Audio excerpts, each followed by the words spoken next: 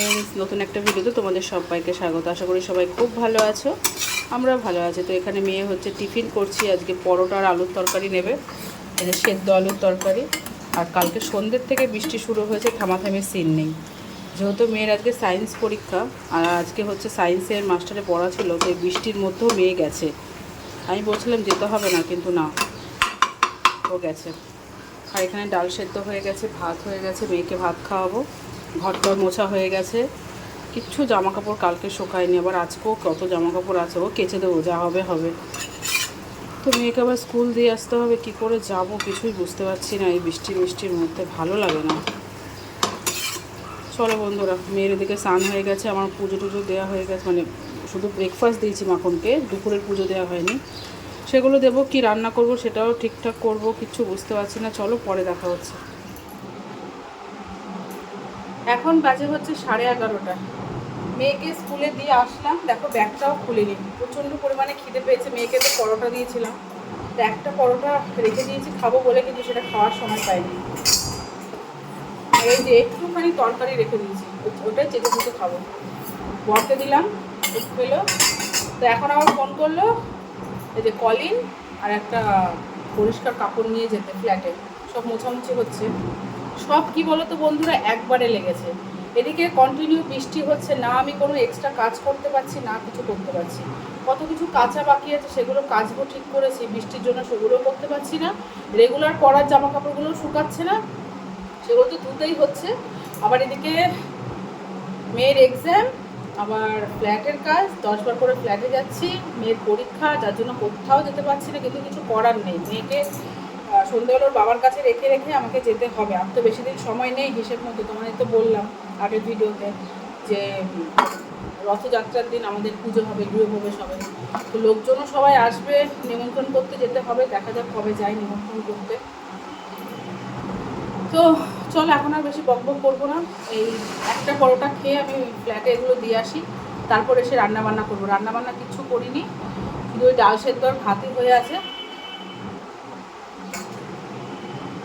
চলো দাদা, এখন বাজে হচ্ছে 1:10। ওই যে তো একসাথে সব কিছু পড়েছে। তোমাদের বললাম যে ফ্ল্যাটে যাবো, ফ্ল্যাটে গেলাম, ওখানে ছিলাম, এই জাস্ট বাড়িতে ঢুকবো রাস্তায় ছিলাম, তখন ফোন করেছে টিভি, মানে ওখানে সেট করবে সেই লোকটা।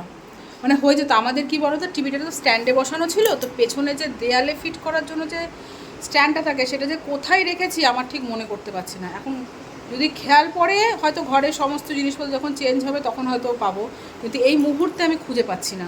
আর জিনিসটা যে কেমন দেখতে সেটাও আমার ঠিক মনে পড়ছে না, তাহলে খুঁজে পাওয়া যায়। তো কী করবে, সনিতে, আমার হাজব্যান্ড সনিতে কমপ্লেন করেছে, ওখানে এসে লোক এসছে, এখন ওখান থেকে স্ট্যান্ড দিয়ে মানে ওখানে ফিট করবে, সেট করে দেবে। তো এই যে টিভি খুলে নিয়ে গেল, সেই লোকটা আসলো। এখন আমি ঠিকঠাক মতো বিছানা গোছাতে পারিনি, একবারে কি একসাথে সমস্ত কিছু হয় বলো বন্ধুরা? মানে আমি হাঁপিয়ে যাচ্ছি, রীতিমতো পুরো হাঁপিয়ে যাচ্ছি, মানে নাজেহাল অবস্থা। এসে তাড়াতাড়ি করে পুঁই শাকটা কালকে কেটে রেখেছিলাম, ভাত খুব ভালো, তাই এখন শুধু আলুটা কেটে ওটা এখন ফোড়ন দেবো। তো বিছানাটাও ঠিক করব, টিভিটা ওখানে আমার হাজব্যান্ডকে ফোন করলাম, ও আসলো, ও এখন গেল ওনাকে নিয়ে ফ্ল্যাটে, টিভিটা সেট করবে। আর এখানে দেখো কি রান্নাবান্না করছি, কিছু করব না, এই পুঁই শাকের চচ্চড়িটা করবো, পেঁয়াজ দিয়ে একদম ভাজা ভাজা করব। আর এখানে ডাল তো সেদ্ধ হয়েই গেছিলো, এই ডালটা শুধু ফোড়ন দেবো, ব্যাস, আর কিছু করব না। পরে যখন খাবো তখন দেখা যাবে, পাঁপড় ভাজলে ভাজতে পারি না, এটা দিয়েই হয়ে যাবে। আমি আর একা হাতে কিছু পারছি না, সমস্ত কিছু একবারে লেগেছে, তো তার জন্য খুব সমস্যা হয়ে গেছে। আমাকে যে কতবার গোড়া বাজার যেতে হবে, সেইটুকু আমি যাওয়ার সময় পাচ্ছি না, কারণ সময়টা খুবই তো কম না। কারণ হাতে আর কতদিন, মানে আজকে যদি 10 তারিখ হয়, আজ 10 তারিখ তো, হ্যাঁ আজকে মানে 10 তারিখ, হ্যাঁ আজকে যদি 10 তারিখ হয়, হাতে আর মাত্র 5 দিন, হিসেব মতো 6 দিনের দিন পুজো, 16 তারিখে পুজো। মানে 5 দিনে কী করবো না করবো আমি কিচ্ছু বুঝতে পারছি না। এখনও ফ্ল্যাট সাজানোর ব্যাপার আছে, কত কিছু অনলাইনে অর্ডার দেওয়া আছে, সেগুলো আসবে, সেগুলো আস্তে আস্তে সব সাজাবো। কী করবো আমি জানি না বন্ধুরা, আমার খুব মাথা পাগল পাগল লাগছে, ভালো লাগছে না, তখন কী করবো না করবো। আর রীতিমতো তো এই টেনশান, এই চাপ, আর এই বেরোচ্ছি আবার আসছি, গরমের মধ্যে আমার মাথা যন্ত্রণা শুরু হয়ে গেছে।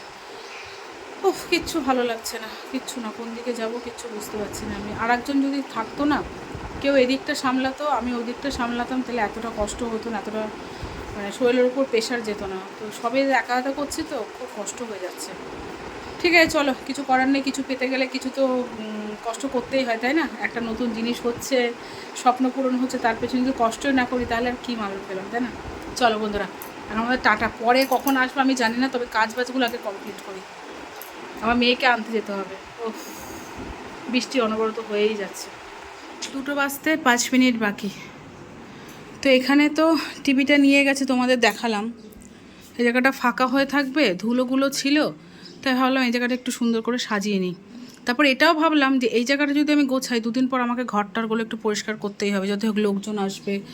তো কি করব, একবারেই সমস্ত কিছু করে নিলাম। এসি টেসি মুছলাম, ফ্যানটা ফোকাস নিচ্ছে না, ফ্যানটা পরিষ্কার করলাম, জানলাগুলো, এই জানলাটা পরিষ্কার হয়নি, এই জানলাটা পরিষ্কার করলাম, বেডশিটটাও চেঞ্জ করে দেবো।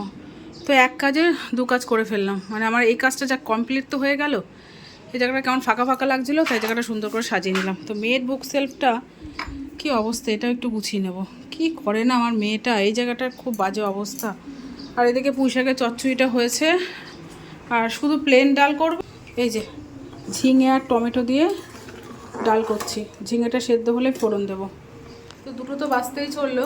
আমি জানি না আমার হাজব্যান্ড যাবে কিনা আমার মেয়েকে আনতে, তবে মেয়েকে আনার আগে আমি ঘরটা পুরোপুরি পরিষ্কার করার চেষ্টা করব। যদি আমাকে যেতে হয় তখন আরও মেয়ে এসে ধুলোর মধ্যে আবার বসবে। ওকে, তো চলো, এখন বেজে গেছে প্রায় 4:10। তো এই দেখো ঘর টর সব পরিষ্কার করলাম, বিছনা চাদরটাও চেঞ্জ করলাম। আর এই জায়গাটা কি সুন্দর লাগছে বলো তো, এই জায়গাটা পরিষ্কার করেছি। ঘর মোছা হয়ে সকালে একবার মুছেছিলাম, আবার এখন মুছলাম। আর এই ডাইনিং রুমটা পরিষ্কার করব, তার আগে আমি রান্নাঘরের বাসন টাসন কিছু মাজা হয়েছিল না, সেগুলো সব মাজলাম। আমার হাজব্যান্ড এসে খাওয়া দাওয়া করে গেল মেয়েকে আনতে, গ্যাস ট্যাস মুছলাম। এবার রান্নাঘরটা মুছবো, মুছে তারপর রান্নাঘরের দরজা বন্ধ করে তারপর ওই ঘরটা ধরবো। আর ডাইনিং রুমটা, বাবা দেখো ওই দেখো 4:10, কখন কি করব আমি জানি না, এগুলো সব ফেলতে হবে। আর জানো বন্ধুরা, বলে না যেখানে যেই টাকা যাওয়ার সেখানে ঠিক যাবেই। আমাদের এইটার ওপরে ছিল সেট টপ বক্সটা, তো এটা ভেবেছি ফেলে দেবো। তা বললাম না টিভির ওই স্ট্যান্ডটা খুঁজে পাচ্ছি না, সেট টপ বক্সের নিচেই স্ট্যান্ডটা ছিল। কি অবস্থা, ফালতু ফালতু 1500 টাকা লাগলো। এটা তো টিভির পেছনে সেট করাই ছিল, শুধু এইটা এরকম ছিল। তা আমি বললাম না বেশ ভালোভাবেই রেখেছি, কিন্তু মনে নেই যে কোথায় রেখে। সেটটা বক্সটা ওরা নিয়ে গেল, তারপর আমি এটা শুধু পরিষ্কার করার জন্য নিচে নামিয়েছি। ভাবছি এটা আমি হঠাৎ করে মনে পড়লো এটাই হবে, ঠিক তাই। এইটুকুর জন্য দেখো ঠিক পেলাম কিছুক্ষণ আগে পেলে কিন্তু আর 1500 টাকাটা লাগতো না। কী আর করা যাবে, যেখানে যেই টাকা যাওয়ার ঠিক সেখানেই যাবে, আমরা দেখাতে পারবো না, তাই না? চলো বন্ধুরা, ইভিনিং ফ্রেন্ডস, সন্ধেবেলায় মেয়ের জন্য টিফিন তৈরি করছি। বাটার, ব্রেড বাটার চিনি দিয়ে ইয়ে করে দিচ্ছি। এত বড় পাউরুটি দেবো, তোলাই যায় না, দেখেছো? বাবু নিয়ে যা।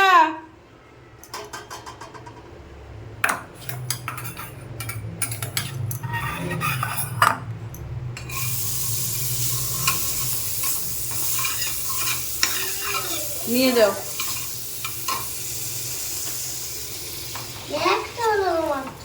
আর একটা করছি তো, তুমি ওটা খেতে থাকো, আমি যাচ্ছি। হ্যাঁ গরম। তো বন্ধুরা কাজ বাজ কমপ্লিট করে তখন বাজে প্রায় 5:30 পৌনে 6টা। তখন মাথায় শ্যাম্পু ট্যাম্পু দিয়ে স্নান করলাম, করে পুজো টুজো দিলাম, কারণ আজকে দুপুরে আর পুজো দেওয়া হয়নি। কিছু করার নেই বন্ধুরা, কিচ্ছু করার নেই। তারপর দিয়ে মাখনকে একবারে ঘুম পাড়িয়ে দিয়েছি। তো মেয়ে স্কুল থেকে আসার পরে একটুখানি ভাত খেলো, ভাত খাওয়া দাওয়া করে গেছিলো কম্পিউটার ক্লাসে। আমি ওকে গিয়ে নিয়ে আসলাম। আর আসার সময় নিয়ে এসেছি মেয়ের এই ছবিটা। মেয়ের ছবিটা এখানে ছিল, ওটা বাঁধাতে দিয়েছিলাম। তো দেখো কি সুন্দর লাগছে। তো হাঁটি হাঁটি পা পা করে তো আনতে পারবো না, তো রিক্সা করে এসছি। কি হ্যাঁ, আমার ছবি তো সুন্দর লাগবে না? তা এখন এই যে বাটার টোস্ট করে দিলাম, এখন যাবে হচ্ছে গানের ক্লাসে। তাড়াতাড়ি খাও, গান আছে কিন্তু। আর মেয়েকে নিয়ে আসার সময় মুদিখানার লিস্টটা দিয়ে এসছি, আমার বর অফিস থেকে আসার সময় নিয়ে আসবে। বাবা কি গরম লাগছে বন্ধুরা, কি গরম লাগছে। এবার বল, সায়েন্স পরীক্ষা কেমন হয়েছে? ও চোখ উল্টালে হবে না, মুখে বলো। হেভি হয়েছে। তোর পরীক্ষা, সংসারের কাজ, এদিকে বৃষ্টি, এদিকে ফ্ল্যাটের কাজ নিয়ে আমি পুরো জর্জরিত হয়ে গেছি। আমার বরকে বললাম তুমি একটা প্যারাসিটামল নিয়ে আসো, নাহলে আমি চলতে পারছি না। আমার গা হাত পা মাথা ভীষণ যন্ত্রণা করছে, প্লাস হচ্ছে গা শরীরটা যেন কেমন লাগছে। হ্যাঁ ঠিক আছে বন্ধুরা। কটা? আর দুটো পরীক্ষা বাকি বাবা। ঠিক আছে চলো বন্ধুরা, পরে আবার দেখা হচ্ছে। রাতি খেন, রাতি খা, গানের ক্লাস আছে কিন্তু। যেটার ভয় পাচ্ছিলাম সেটাই হলো। প্রচণ্ড পরিমাণে গা হাত ব্যথা করছে, মাথা যন্ত্রণা করছে, আমার মনে হয় পেটটাও গরম হয়ে গেছে, মানে প্রচণ্ড ব্যথা করছে, আবার গাটাও গরম গরম। তো ওষুধ খেতে হবে এখন, কাশি তো আছেই অনবরত। তো মেয়ে এক্ষুনি গানের ক্লাস থেকে আসলো, কিছুক্ষণ আগে বৃষ্টিটা থেমেছিল, আবার শুরু হয়েছে মুষলধারায় বৃষ্টি।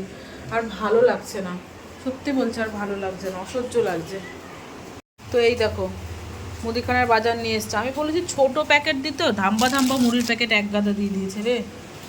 এ বাবান, এসেই ফোনটা দেখছিস নাকি? ফোনটা দে আমাকে, ফোনটা দাও। কেন পড়বি না? আরে কি টিভি সরিয়ে দিয়েছি বলে বলছে টিভি দেখবো না, কী হয়েছে, ফোন দেখবো? ফোনের নেট শেষ করে দেবো দাঁড়া। চলো বন্ধুরা, টাটা বাই বাই। আর ভালো লাগছে না আমার ক্যামেরা অন করতে, বাই করে দেবো, গুড নাইট করে দেবো। চলো এখন ডিম আনতে গেছে, ডিম নিয়ে আসবে, ভাত যা আছে হয়ে যাবে, ডিম ভাজবো, ডাল তরকারি আছে হয়ে যাবে। তো পেটটা প্রচণ্ড পরিমাণে ব্যথা করছে। পোচ খাবি? ঠিক আছে চলো বাই।